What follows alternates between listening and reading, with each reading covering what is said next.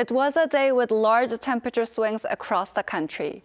For now, morning temperatures will stay below freezing in inland areas with a big day-to-night temperature difference. Frost is also expected in inland regions. Today in central and Honam areas and expanding nationwide over the next couple of days. Meanwhile, from this afternoon through tomorrow afternoon, strong winds are expected along the east coast of Gangwon-do Province, reaching up to 15 meters per second.